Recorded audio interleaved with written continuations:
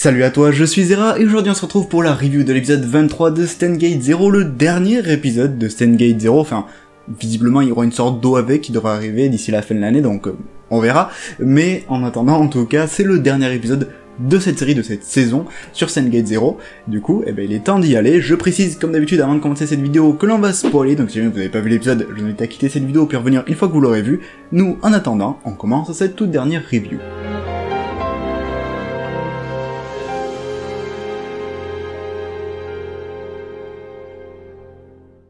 Alors, faut que je vous avoue un petit truc, c'est que cet épisode, je crois que j'en attendais tellement un truc de fou que j'ai été vraiment un peu déçu, hein, je vais pas vous mentir. En soi, l'épisode était pas mauvais, attention, loin de là, mais j'avoue que j'avais tellement d'attentes, j'ai eu tellement de hype, que je m'attendais à un truc vraiment énorme pour cet épisode 23, et ça reste correct, mais c'est juste correct en fait. Puisque tout simplement cet épisode 23 ne fait pas vraiment une conclusion à la série Steins Gate Zero, on n'est pas vraiment sur une happy end où tous les persos se retrouvent main à la main et c'est la joie s'ils ont gagné, etc. Visiblement il y a un OAV qui est prévu sur Steins Gate Zero pour vraiment conclure en fait l'anime, donc l'épisode 23 n'est pas une conclusion en soi, c'est plus une fin en attente de l'OAV pour vraiment conclure la saga. Du coup, il y a cette petite déception parce que moi j'attendais un grand final et finalement le grand final, c'est pas encore, faut attendre l'OAV.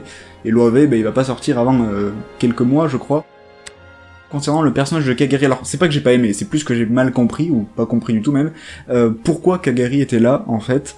Puisque dans l'épisode précédent, on nous a bien dit que le projet, l'opération, avait pour but de détruire Amadeus. Le prof, le blanc, Leskinen, je sais pas trop comment d'ailleurs, mais il a créé un corps artificiel dans lequel il a introduit la conscience d'Amadeus pour créer Kagari tout simplement. En soi, on peut dire que cette Kagari, c'est une Kagari qui n'est pas vraiment liée à Amadeus, c'est une Kagari qui n'a pas la connaissance des machines temporelles comme pouvait l'avoir Amadeus et compagnie.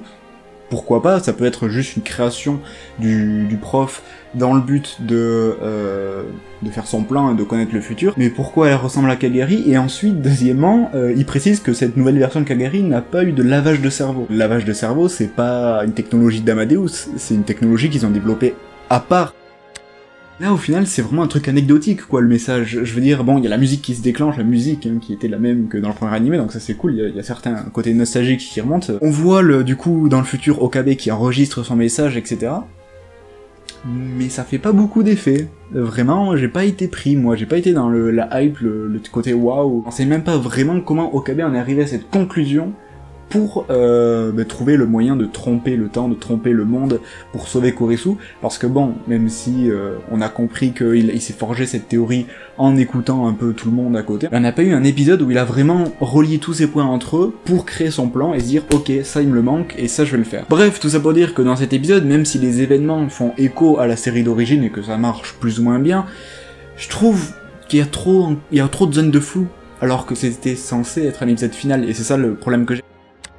Même si j'ai pas vraiment compris le pourquoi Kagari, mais encore une fois peut-être que ça sera expliqué, le fait qu'elle a pas envie de sauver le passé, de réécrire le passé, parce que si elle réécrit le passé, ça signifie qu'elle pourrait pas exister dans le futur, qu'elle ne pourrait pas rencontrer Mayuri, etc., et pas vivre sa vie. J'ai aimé ce passage, c'était très bien formaté.